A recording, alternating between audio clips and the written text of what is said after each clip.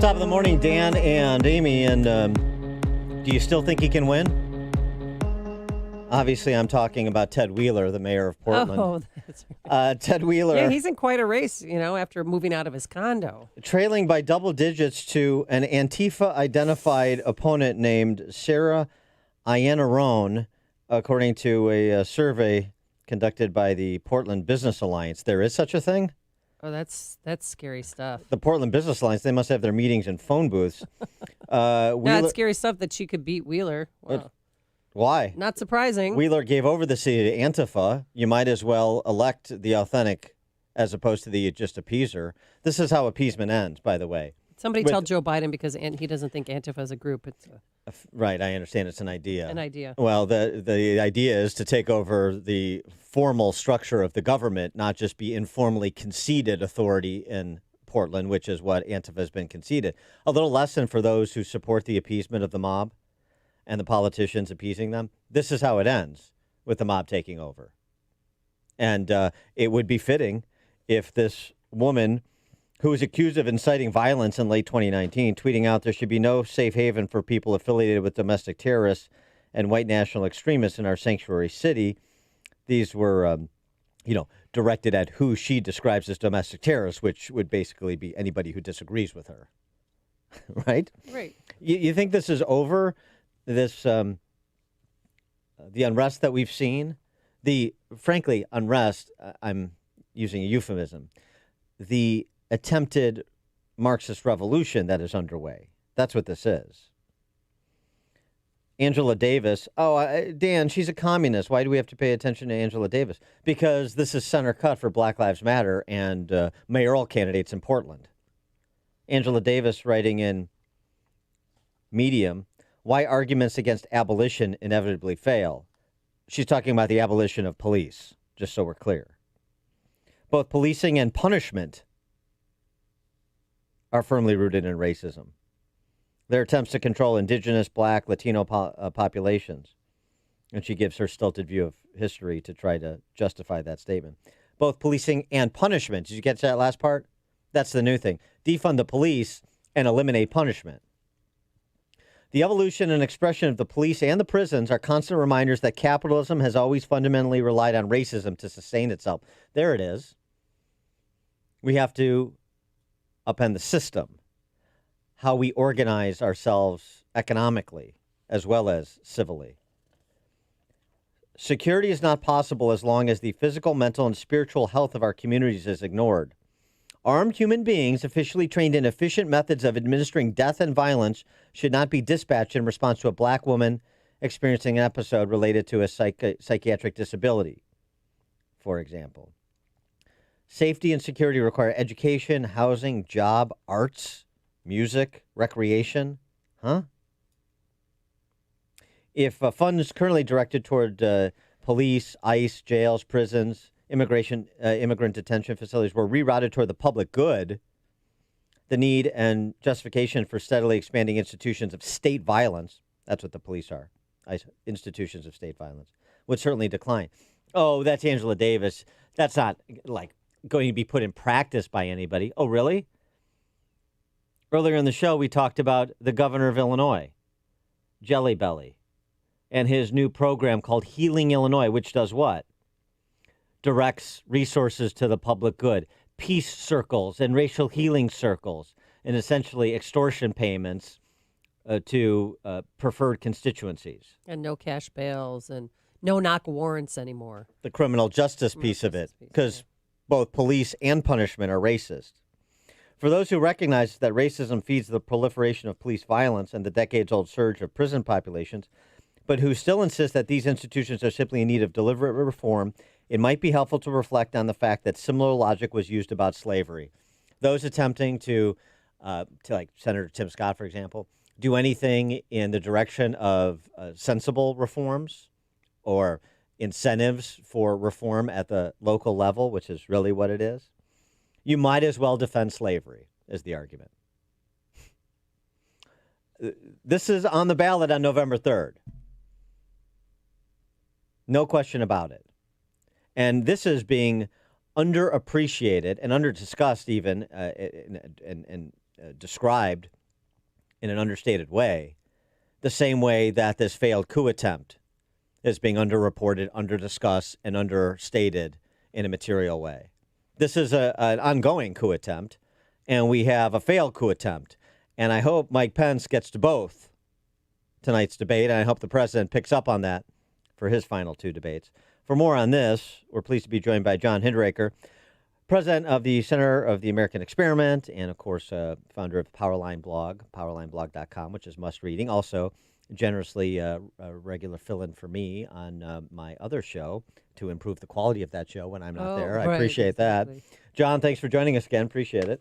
Hey, good morning, guys. Morning. So what I know you have written about the release of the declassification of the documents related to the failed coup attempt. But before we get to that, what about this other coup attempt that's afoot, as evidenced in Portland and Seattle and in op-ed pages and so forth? Well, it's unbelievable. The mostly peaceful protests and so on. I mean, there's this whole effort in the press and on the part of the Democratic Party to kind of sterilize the attempted Marxist takeover of the United States. And, cities can die. I don't know why anyone still lives in Portland. Maybe they can't sell their houses. Maybe, it takes time to move your business. They got to wait for the lease to run out. I don't know. But, that city is going to die the way things are going. And do you think Biden realized now that Antifa is not just an idea? Well, he said it's an idea, not a movement. Excuse me. Well, I think he's known that's untrue for a long time. If you go back 100 years, 150 years, the Ku Klux Klan was the militant arm of the Democratic Party. And I think today Antifa and BLM, and you can't even tell the two organizations apart anymore, by the way. They seem to act in concert constantly. I think now they're the militant arm of the Democratic Party, much as the KKK used to be. And I think people like Joe Biden appreciate that they've got brown shirts in the streets. I think they think it helps them. It seems to me, too, and since you're up Minneapolis way, that Kamala Harris might be asked about her support for raising funds to bail out those who had committed acts of violence in Minneapolis in the days after the George Floyd killing. Well, I hope she's asked about it. She's not the only one either. Half of Hollywood contributed to bailing out sex criminals and the like following the George Floyd riots. It was a disgrace, but of course the press just moved on as usual. Let's talk about what President Trump has done on the failed coup attempt. This one, the one we were discussing, is underway. The failed coup attempt. Trump announcing yesterday, "I have fully authorized the total declassification of any and all documents pertaining to the single greatest hoax or single greatest political crime in American history, the Russia hoax. Likewise, the Hillary Clinton email scandal. No redactions." Long overdue, isn't it? Well, it's about 3.5 years overdue, Dan. I'll never understand why this didn't happen a long time ago. I suppose it's taken the people inside the administration, those who are not still hostile to President Trump, and as you know, the federal bureaucracy, most of it has been fighting him every step of the way. I suppose it's taken them this long to themselves start to get to the bottom of it. But with the latest release of documents, I think that what happened here is finally starting to come into focus. What did Obama know, and when did he know it, basically? This is unbelievably interesting. Now, you talk about no redactions. John Ratcliffe, the DNI, released some information a week ago, and yesterday or the day before, he released some supporting documents, and I think there's a lot more to come. The documents that he released within the last couple of days, I would say, are 85 or 90% redacted, so there's a lot we don't see. But what we do see is unbelievably interesting. Apparently what happened is that Russian intelligence was spying on Hillary Clinton, and Russian intelligence picked up that on July 26, 2016, Hillary Clinton approved a plan that was proposed by one of her foreign policy advisors to smear Donald Trump by falsely tying him to the Russian hacking of the DNC emails. That was on July 26. And on July 28, 2 days later, John Brennan, then head of the CIA, met with President Obama, his chief of staff, Susan Rice, and James Comey, head of the FBI, 2 days after the Russians said that Hillary approved the plot to smear Donald Trump, so that Brennan could brief the president on the Russian report. In other words, the Russians spied on Hillary, we spied on the Russians. And within 48 hours, President Obama was being briefed on the Russian intelligence that 2 days earlier, Hillary Clinton had approved this plot to smear her opponent in the presidential race at that time, Donald Trump. But here's the issue. You have Jim Comey ducking questions, Andy McCabe ducking more testimony altogether, and, of course, Brennan calling the declassifications outrageous and so on and so forth. But until you have some sort of authority and some individuals behind Kleinsmith, the flunky who altered an email, brought to justice, named people in all of this, it still sounds, I think, to the sort of half-interested observer as, they're saying Russia's in bed with, Trump's in bed with Russia, Trump's saying they were actually in bed with Russia, and it's just a sort of a wash. Yeah, I mean, I think that the likelihood of criminal prosecutions of any of these people is very remote, honestly. Yeah. It's zero, of course, if Trump loses the election. I think even if he gets reelected, it's likely remote. I don't know that most of what they did that was horrible, was illegal. It was bad, but I don't know about illegal. And I hope I'm wrong, but I don't think we're going to see any criminal accountability. What I hope we do see is a clarifying of the historical record. Yeah. Because what happened here, the FBI, the CIA, the various organs, the Department of Justice of the Obama administration trying to swing the election in favor of Hillary Clinton, and having failed at that, trying to undermine and destroy the incoming new administration of Donald Trump.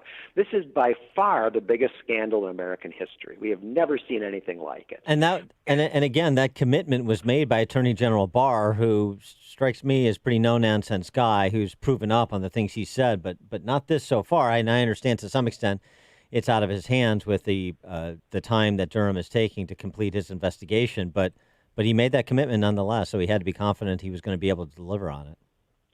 I think they're going to deliver on it. It may be too late to impact next month's election, but I think they're going to deliver on it in substance. And if they declassify all these documents without redactions, hallelujah. We may not ever know the whole truth, but I think the picture is going to be pretty clear. All right, John, tell us what's going on in North Carolina in regards to their Senate race, because what's happening reminds me a little bit of what happened in 2004 with Jack Ryan and Barack Obama. Yeah, there's other analogies you could draw, too. John Edwards came from North Carolina. There's an ad, a Tillis ad right now saying, we don't need another John Edwards in the Senate. Nice. Nice recall. Zing. Wow. Yeah, this guy Cunningham, what's his first name? Cal Cunningham. Yeah. He's a pretty attractive candidate. He's a veteran. He's telegenic. He's smooth, and he's been running ahead of Tom Tillis, who's kind of a lackluster senator in a lot of people's eyes. He's been running ahead of Thomas in the polls, and this is a vitally important race in terms of who controls the United States Senate. Well, it turns out that Cunningham has been sexting with a political consultant out in California, and I put up actual copies of the sexts. And the thing that makes me just laugh is these middle-aged politicians, and not just politicians, but others, they seem not to realize how open to ridicule they are going to be when these lovey-dovey texts with their mistresses come to light, as it seems inevitably do. And so it makes him kind of a laughingstock. But the other thing that happened is that he had another woman who was a long-term mistress, apparently, and she's now extremely angry at him because she didn't know about the other mistress. Sure. And they're both, and everyone's married, too. It seemed, of course. Yeah, right, exactly. So anyway, it's an old-fashioned sex scandal, but I think it's likely to have a significant impact on that race. Yeah, especially with the John Edwards experience down there, which they're probably still trying to crawl out from underneath of. That's, pun intended. That's really interesting. I'm not surprised to hear that Cal Cunningham doesn't have Shakespearean flair. But, I mean, thinking about this, not just John Edwards, but even more recently on the Republican side, Eric Greitens in Missouri. That's what this sounds like a little bit, too.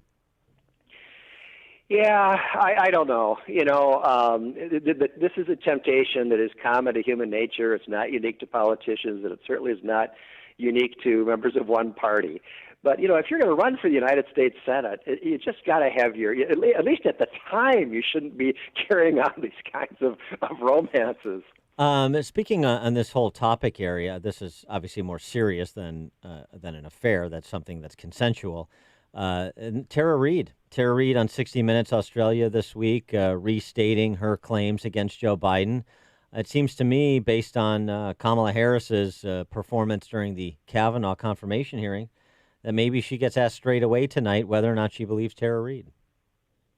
Well, I hope so. I'd be shocked if that happens. These debates are conducted, it seems, primarily for the purpose of shielding the Democratic candidates from questions. Right. But, it's very typical that to see this interview, you have to go to Australia. It happens a lot that overseas press does a better job and a more objective job of covering events in the U.S. than our own press does. It's a scandal. He is John Hinderaker, president of the Center of the American Experiment, co-founder of the Powerline blog, powerlineblog.com. John, thanks as always for joining us. Appreciate it. Hey, thank you, guys. Have a great day. Take care. Yeah, you too. And he joined us on our turnkey.pro answer line. It's what Chicago is talking about. It's Chicago's Morning Answer with Dan and Amy on AM 560. The Answer. Sometimes when it rains, it pours right into your basement. This is Gus from Chicagoland Waterproofing. My mission is to identify